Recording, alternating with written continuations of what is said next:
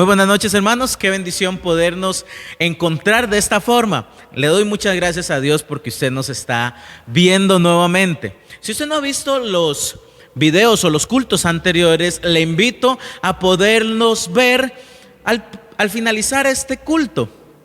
Eso con el propósito de que usted pueda poder entender el panorama completo de lo que hemos estado hablando durante las últimas semanas. Hemos estado hablando sobre un tema que es de suma importancia: la búsqueda de Dios o buscando a Dios. Lo que deseamos es que el creyente pueda ser movido, animado, exhortado a poder tener y experimentar un verdadero avivamiento espiritual.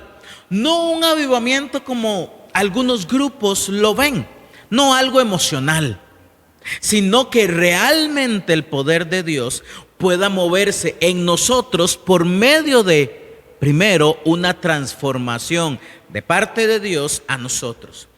Pero antes de iniciar con nuestro estudio, quiero pedirle que usted pueda inclinar su rostro y vamos a tener una palabra de oración. ¿Me acompaña? Oremos. Nuestro buen Dios y Padre, te damos gracias, Señor, por dejarnos estar aquí preparando y propagando, Señor, el mensaje de tu palabra, Señor. Te pido, Dios, que puedas utilizarme como un simple parlante de tu voz. Oh Padre, no permitas que mis hermanos me presten atención a mí, sino que por sobre todas las cosas te presten atención a ti y permitan que tu Santo Espíritu trabaje en cada uno, Señor. Ayúdanos, Dios, a ver las áreas en particular en las que tú quieres que cambiemos. Y ayúdanos también a hacer los cambios. Te lo pido, Señor, en el nombre de Jesús. Amén. Hoy vamos a estar hablando sobre la importancia de la humildad. Humildad. La humildad se define como el conocimiento de las propias limitaciones y debilidades. Dista un poquitito de lo que el mundo nos enseña que es una persona humilde. Se nos ha enseñado tal vez que una persona humilde es una persona que no tiene una alta capacidad económica. Sin embargo, realmente la humildad se define como el conocimiento de las propias limitaciones y debilidades. Es darnos cuenta dónde estamos mal. Ahora, cuando lo vemos desde este punto de vista, siendo sinceros, no es algo popular a los ojos de la mayoría. La realidad es que nos gusta, o más bien, no nos gusta mostrar nuestra debilidad. Se nos ha enseñado desde pequeños a no demostrar que estamos equivocados, tal vez, a ocultar que estamos mal. Eso se nos ha enseñado desde pequeños. Y por esta razón, muchas veces lo que hemos hecho, hemos llegado a colocar la autoconfianza, la autoproclamación como uno de los valores más dominantes y que más marcan nuestra personalidad. La autoconfianza y la autoproclamación hacen que ocultemos nuestras faltas, nuestra debilidad, y entonces lo que hacemos es poner una fachada que no es real. En definitiva, esta actitud nos aleja de Dios, aunque usted no lo crea, pero esta actitud nos aleja de Dios y a la vez nos aleja también de un verdadero avivamiento espiritual. Acompáñenme al segundo libro de Crónicas, el capítulo 7. Segundo libro de Crónicas, capítulo 7, el verso 14, segundo de Crónicas 7:14, dice así: si se humillare mi pueblo. ¿Notó lo que Dios dice aquí? Si se humillare. Para humillarnos vamos a requerir también la humildad.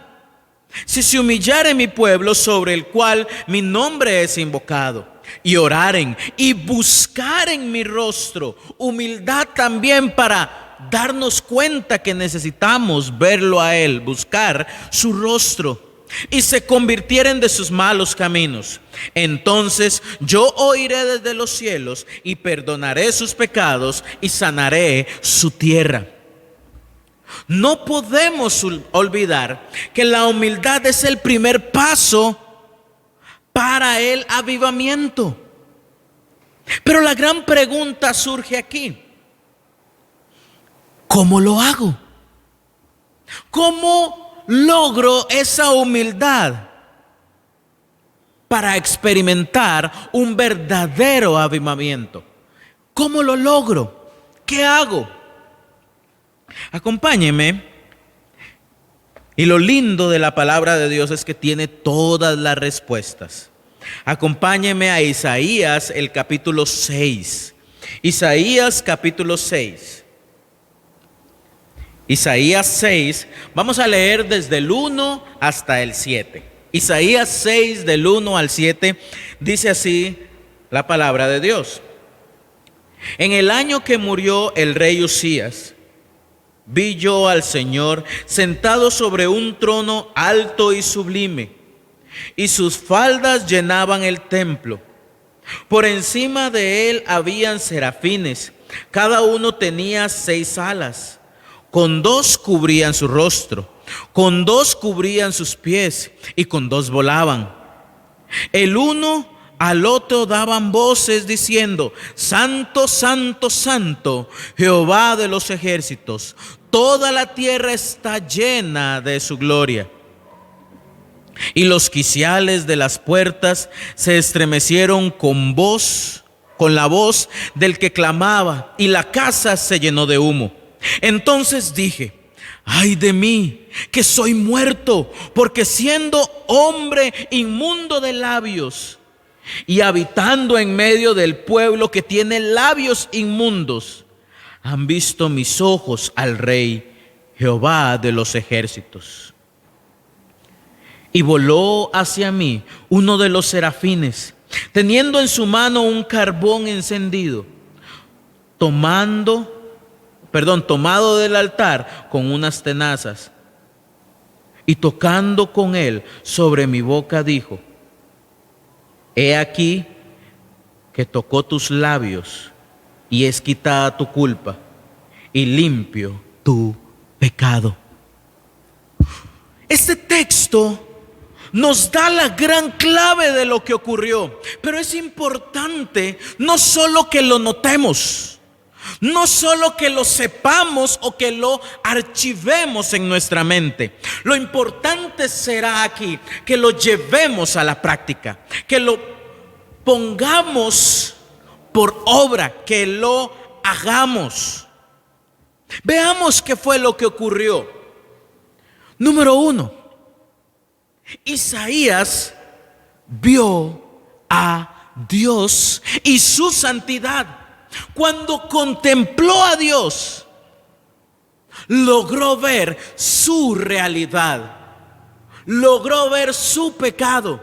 Por eso es que a veces no vemos nuestro pecado y pensamos que no es tan malo. ¿Por qué? Porque lo que hacemos es ver a los demás. Pero lo que Isaías hizo fue, al ver al Dios 3 veces santo, cuando lo vio a él, se reflejó en él y dijo: no somos compatibles, estoy muy lejano de él, soy inmundo. Esto será algo clave para poder experimentar un avivamiento: ver a Dios y a su santidad. Y sin esta actitud será difícil, por no decir imposible. Y si nosotros no vemos a Dios y a su santidad, nuestra actitud apática para con Dios y para con los demás se seguirá manifestando constantemente. No solo vio a Dios y su santidad. Número 2, Isaías lo que hizo fue reconoció su propio pecado. Lo reconoció. Él se dio cuenta cuando vio a Dios y su santidad, se dio cuenta de su propio pecado. Y al ver su pecado tan grande, se sintió abrumado por estar delante de la misma presencia de Dios 3 veces santo. Ahora, no solo se abrumó, número 3, sino que lo que también hizo fue dar el paso. Confesó su pecado delante de Dios. No se quedó con la limitante que le daba el pecado. Tomó la decisión, al ver a Dios y su santidad, darse cuenta de lo horrible y perverso que era su pecado, sino que ahora toma la decisión de confesar su pecado, de pedir perdón, de arrepentirse por su pecado. Y número 4, ocurrió algo sorprendente. Dios lo perdonó y lo limpió. Eso fue lo que hizo Dios. Eso fue lo que hizo Dios con un corazón, con una vida que estuvo dispuesto a verle a Él, a reconocer su pecado, a confesar su pecado. Dios está dispuesto a perdonar y limpiar cuando estamos dispuestos a hacer esto. Cuando nos damos cuenta de la santidad del mismo Dios, esto nos debe llevar a la humillación. Esto nos debe de llevar a ver nuestro pecado y nos mueve a pedir y recibir su perdón. No solamente es que yo le pida a Dios perdón, sino es recibir, aceptar ese perdón que el mismo Dios me da. Porque es curioso, a veces le pedimos perdón a Dios, pero no aceptamos que Él nos perdone. No aceptamos que Dios sea capaz de perdonarnos. Por eso es importante pedirle perdón, pero también recibir su perdón. Le hago una pregunta. Y sea muy sincero con usted. No tiene que comentárselo a los que están a su alrededor. Pero póngase a pensar.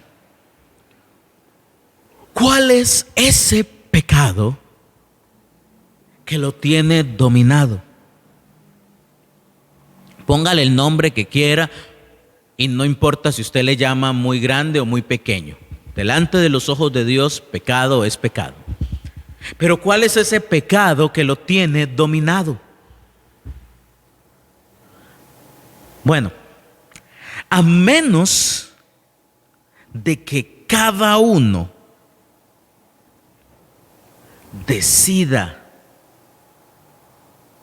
llegar a la presencia de Dios, si usted desea llegar a la presencia de Dios, será necesario que usted responda esa pregunta. Será necesario que usted sea humilde y reconozca esto. Y a menos que ese pecado sea confrontado por la santidad de Dios, será imposible salir de la condición en la que nos encontramos. Seguiremos dando vueltas en ese círculo, o seguiremos revolcándonos en el charco del pecado sin encontrar respuesta alguna. Y solo nos preguntaremos: Dios, pero ¿por qué no puedo verlo a usted? ¿Por qué no puedo experimentar una mayor relación con usted? La respuesta es: hay algo que impide, que nosotros mismos queremos tapar o ocultar, pero hay algo que impide que eso se dé. Se llama pecado. Y lo que Isaías pudo ver de Dios, su santidad, transformó su vida. Y esto es lo mismo que Dios desea hacer en usted y en mí también. Es por eso que debemos renovar nuestra comprensión de la santidad de Dios. Pecamos deliberadamente por el hecho de que no hemos llegado a comprender a plenitud lo que significa la verdadera santidad de Dios. Dios es santo, puro, sin mancha, sin pecado. Y por lo tanto, cualquier cosa sucia no puede acercarse a Él, no es compatible con Él. Por eso es que el pecado nos aleja de Dios. Hemos olvidado este punto y por esta razón,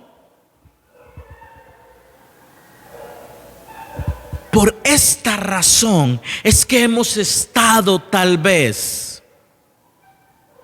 y estoy casi seguro de lo que le estoy diciendo, es por eso que usted, y tal vez yo también, no hemos logrado experimentar aún el verdadero avivamiento.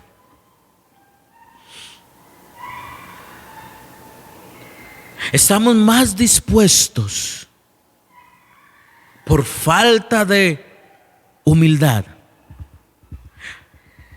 estamos más dispuestos a vivir en una actitud de pecado, sabiendo las consecuencias y el dolor que provoca, lo distantes que estamos de Dios, que humillarnos, volvernos a Dios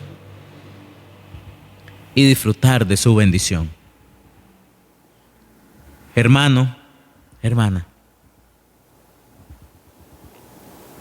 le invito a que reconozcamos lo profundo y grande de nuestra maldad, para que de esta forma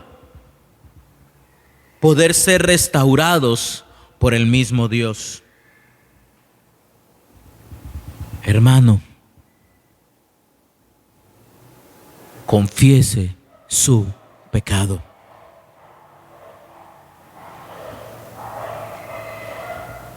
Confiese su pecado a Dios. Renuncie a su pecado. Responda humillado al llamado que el mismo Dios le está haciendo. No siga dándole la espalda a Dios y dándole la cara al pecado. Dios aún está dispuesto a perdonarle si usted se humilla ante Él. Está dispuesto a restaurarle y hacerle un instrumento útil en sus manos.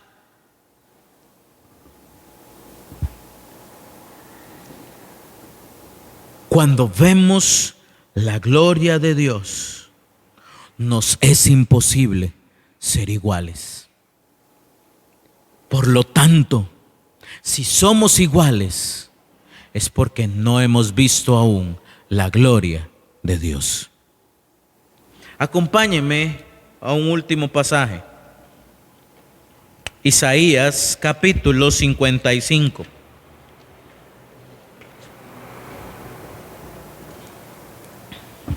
Isaías 55:6. Quiero concluir con este versículo. Dice así: buscad a Jehová mientras pueda ser hallado. Llamadle en tanto que está cercano. ¿Sabe? No quiero ser fatalista.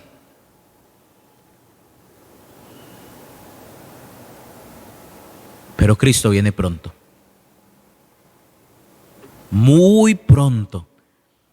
Y más pronto de lo que usted se imagina. Si usted tiene la oportunidad de ver este culto,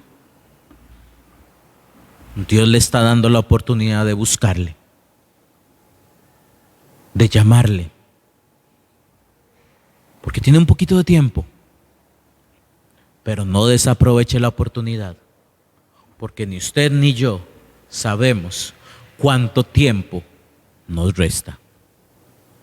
Busquemos a Dios ahora que hay tiempo. No desaproveche la oportunidad que el mismo Dios le está dando. Oremos. Dios y Padre, te quiero pedir, Señor, que puedas tocar el corazón de mis hermanos.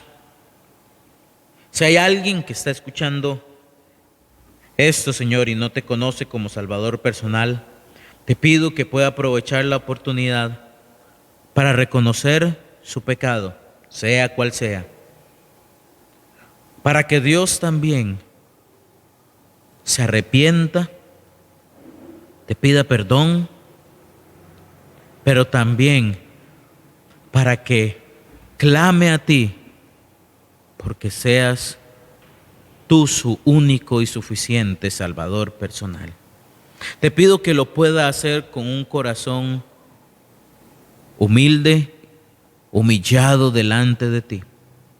Y te pido, Dios, también por aquellos que no están en una condición espiritual sana.